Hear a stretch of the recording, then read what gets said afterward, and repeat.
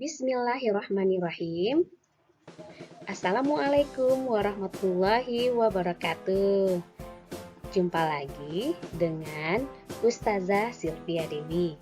Ustazah adalah guru kelas 3 Azakah di SDIT Cahaya Hati, Kota Bukit Tinggi. Nah, anak-anak Ustazah, apa kabarnya hari ini? Semoga sehat selalu ya. Amin ya robbal alamin.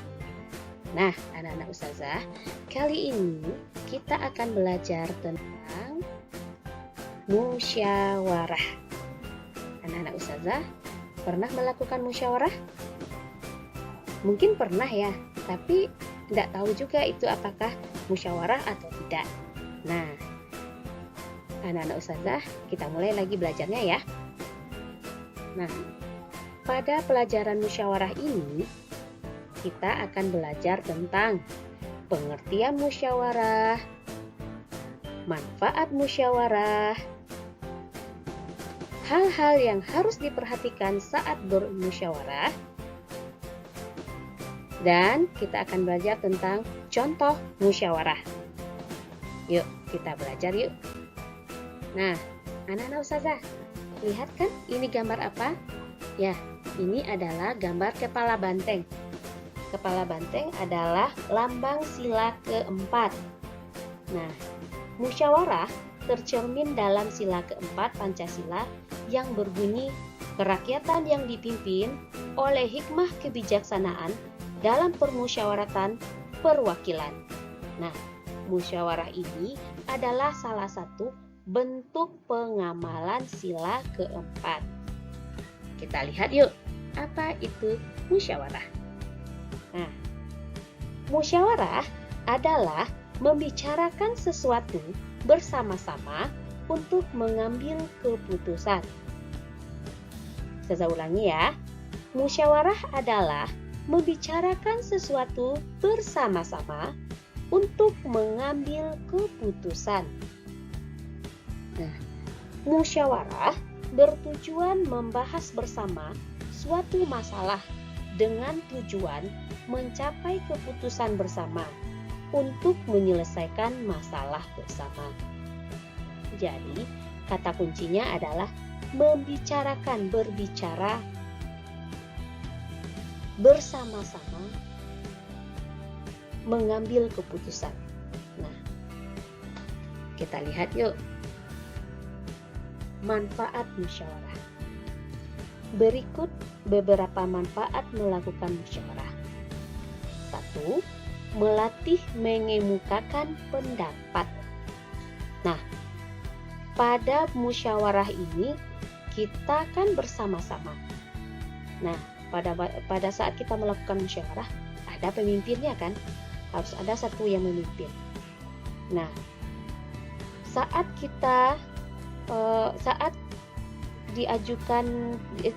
orang pimpinannya itu mengatakan ada yang memiliki pendapat, nah saat itu kita mengangkat tangan dan kita berlatih mengemukakan pendapat. Nah, kita berbicara di depan umum itu kan gak mudah. Nah, di saat bermusyawarah inilah kita belajar bagaimana mengemukakan pendapat. Nah, yang kedua, masalah dapat segera terpecahkan. Dengan adanya musyawarah, masalah yang tadinya sangat besar dapat segera terpecahkan. Karena kita, tadi kata kuncinya ya, kita bersama-sama. Nggak hanya kita sendiri yang menyelesaikan masalah. Kita ada orang lain. Nah, ada orang lain, ada anggota lain yang membantu memecahkan masalah. Nah, itu manfaat keduanya ya. Manfaat ketiga, mengajarkan nilai keadilan dan kebersamaan. Nah, lagi-lagi musyawarah ini mengajarkan kita untuk bersama-sama memecahkan sebuah masalah, tidak hanya sendirian. Yang keempat, manfaatnya ya, dapat menyatukan perbedaan pendapat.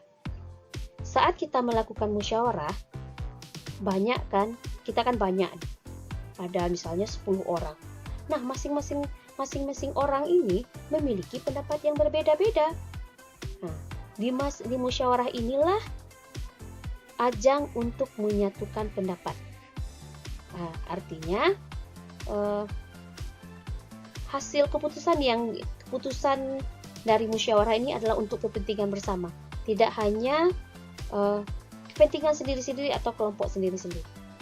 Nah, kita menghasilkan sebuah keputusan yang bisa kita jalankan bersama-sama, sama-sama enak menjalankan keputusan. Yang kelima, menghasilkan keputusan yang seadil-adilnya demi kepentingan bersama. Nah, seadil-adilnya. Nah, bukan berarti kita saat mengumumkakan pendapat harus pendapat kita yang diterima. Tidak. Nah, bisa jadi pendapat teman. Nah, saatnya setelah dihasilkan keputusan bersama, keputusan kita jalankan dengan hati yang ikhlas, walaupun bukan ide kita yang dipakai. Nah, ini selanjutnya kita harus yang selanjutnya pelajarannya, hal-hal yang harus diperhatikan saat bermusyawarah. 1. Utamakan adab yang baik saat bermusyawarah, seperti gunakan bahasa yang sopan dan santun saat mengemukakan pendapat. Nah, saat berbicara, kita harus menggunakan bahasa yang sopan agar yang lain, peserta musyawarah yang lain itu tidak merasa tersinggung dengan apa yang kita katakan. Yang kedua, hal-hal yang harus diperhatikan saat bermusyawarah. Yang kedua, tidak memotong pembicaraan orang lain. Nah, ini penting sekali. Saat teman berbicara, kita dengarkan dulu apa yang disampaikan oleh teman ini. Tidak kita potong. Belum selesai dia kita potong. Nah, saat itulah kalau seperti itu, biasanya musyawarahnya berakhir dengan ricuh, berakhir dengan pertengkaran, karena tidak mau mendengarkan pendapat orang lain sampai selesai. Nah, kita langsung saja memotong. Nah, tiba-tiba teman itu yang lagi berbicara bisa jadi emosi. Nah, berarti tidak boleh memotong pembicaraan orang lain. Yang ketiga, mendengarkan dengan baik pendapat orang lain. Nah, itu, dengarkan baik-baik dulu apa yang dikatakan oleh teman. Nah, kalau kita tidak mendengarkan dengan baik, kita bisa salah paham dengan apa yang disampaikan oleh teman. Yang keempat, tidak mencela pendapat orang lain. Nah, ini penting sekali. Pendapat teman itu tidak perlu kita cela. Kan pendapat kita nggak sama dengan teman. Nah, saat teman mengemukakan pendapatnya, nggak boleh kita mencela pendapat teman itu. Dengarkan baik-baik apa yang disampaikan oleh teman. Yang kelima, keputusan yang telah diambil harus dilaksanakan secara bertanggung jawab oleh semua anggota. Nah, ini yang paling penting. Keputusan yang sudah dihasilkan dari musyawarah ini kita jalankan bersama. Walaupun sekali lagi walaupun itu bukan pendapat kita yang dipakai. Nah, kita harus menunjukkan rasa bertanggung jawab kita. Nah, walaupun bukan pendapat kita yang dipakai, walaupun bukan usulan kita yang dipakai. Nah, kita harus lega hati, legowo untuk lapang hati nih, maksudnya legowo itu lapang hati menjalankannya dengan ikhlas. Selanjutnya, sampai di sini paham ya anak-anak ustazah ya? Nah, anak-anak ustazah, sampailah kita pada contoh-contoh musyawarah. Yang pertama kita lihat contoh musyawarah di rumah. Nah, ini ada 2 buah gambar. Gambar pertama sepertinya adalah gambar Siti bersama ayah dan bundanya. Gambar kedua adalah gambar Lani dan bersama ayah bundanya juga, dan juga ada kakaknya sepertinya. Mereka sepertinya sedang bermusyawarah di ruang keluarga. Kita lihat ya. Contoh musyawarah di rumah. 1. Pembagian tugas membersihkan rumah. Nah, saat membersihkan rumah, kita memang sepertinya harus dimusyawarahkan agar pembagian tugasnya adil. Nah, si kakak dapat yang ini, si adik dapat yang ini, ayah dapat ini, bunda dapat ini. Jadi semuanya enak mengerjakannya, senang hati mengerjakannya. Yang kedua, contoh musyawarah menentukan tempat rekreasi. Ini contoh keluarga si Lani tadi ya.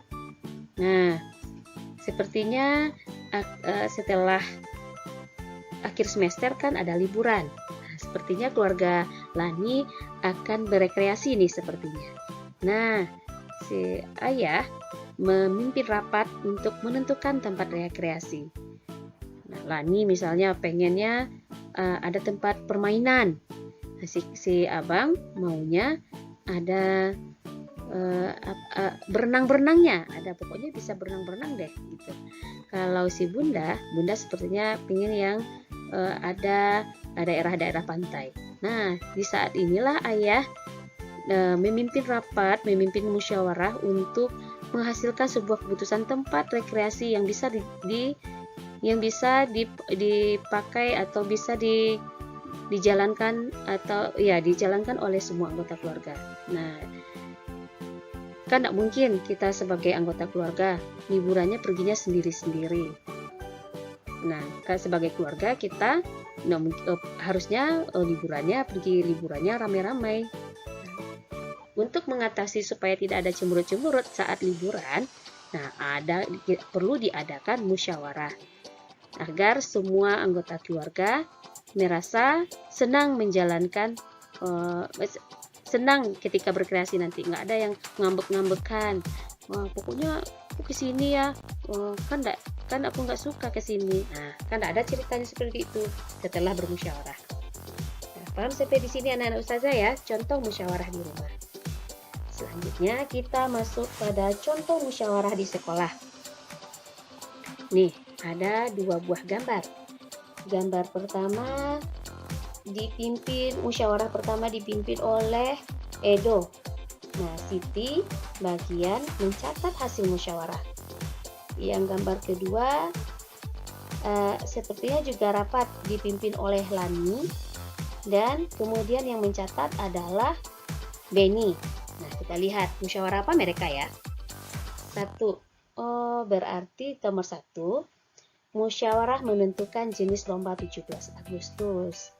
Nah, pada tanggal 17 Agustus kita peringati hari apa nih anak-anak ustazah? Ya, betul. Kita memperingati hari kemerdekaan negara kita. Kita merdeka tanggal 17 Agustus tahun 1945. Nah, di situ di tanggal 17 Agustus tuh kan biasanya tanggalnya merah karena ada upacara bendera. Nah, setelah upacara bendera ada perayaan peringatan hari kemerdekaan negara kita. Bisa ada lomba balap karung, makan kerupuk, atau lomba lari seperti itu ya. Nah, sepertinya si Udin dan si Edo dan teman-teman sekelasnya lagi membicarakan lomba-lomba apa saja yang akan diadakan tahun ini di kelas mereka. Nah, kalau yang kedua kita lihat. Nah, ternyata mereka sedang menentukan jadwal tiket kelas. Seperti itu ya. Jadi, contoh musyawarah di sekolah adalah 1. Musyawarah menentukan jenis lomba 17 Agustus. 2. Musyawarah menentukan jadwal tiket kelas. Nah, anak-anak ustazah, di kelas anak-anak ustazah, gimana nih? Musyawarah apa saja yang sering dilakukan? Iya. Selanjutnya kita masuk ke contoh musyawarah yang ada di lingkungan masyarakat. Ada 2 gambar nih sepertinya. Nah, sepertinya ada rapat tentang rencana pembangunan desa nih. Yang kedua, ini sepertinya Pak RT lagi memimpin rapat di RT. Nah, kita lihat apa yang bapak-bapak ini dan ibu-ibu ini bicarakan. Kita lihat. 1. Musyawarah pembagian jadwal Siskamling. Nah, Siskamling ini sistem keamanan lingkungan. Salah satu bentuk contohnya adalah ronda. Nah, ronda malam ini biasanya dilakukan oleh bapak-bapak, oleh ayah-ayah kita. Nah, ini sepertinya rapat untuk menentukan jadwal ronda. Nah, kebagian hari apa ayahnya si Udin, kebagian hari apa ayahnya Edo. Nah, seperti itu ya. Ronda malam ini biasanya untuk menjaga keamanan lingkungan. Kita kan tidak tahu ya, ada musibah apa yang ada di sekitar kita. Misalnya terjadi kebakaran di sebuah rumah warga. Nah, dengan adanya ronda malam ini, orang-orang kan dia kan ayah-ayah ini keliling kan. Nah, dilihat ternyata ada rumah warga yang kebakaran. Nah, di saat itulah petugas ronda malam ini mereka memanggil warga untuk bisa memadamkan api. Nah, supaya juga yang di dalam rumah itu juga selamat. Atau juga misalnya ada kemalingan, warga yang rumahnya kemalingan. Nah, dengan adanya ronda malam ini, warga yang tadinya pencuri atau maling yang masuk rumahnya warga bisa segera ditangkap oleh ayah-ayah kita yang sedang ronda. Yang kedua, musyawarah perbaikan jalan desa atau kompleks perumahan. Ini ternyata seperti ada perbaikan jalan di kompleks perumahan. Nah, sering kan ada seperti itu kan di lingkungan musyawarah, di lingkungan rumah antum. Nah, apalagi nih contoh-contoh musyawarah yang ada di lingkungan antum? Nah, bisa anak-anak ustazah nanti ceritakan di kelas ya. Anak-anak ustazah, sekian dulu video pembelajaran dari ustazah tentang musyawarah. Terima kasih sudah menyaksikan. Assalamualaikum warahmatullahi wabarakatuh dan sampai jumpa lagi pada video pembelajaran selanjutnya.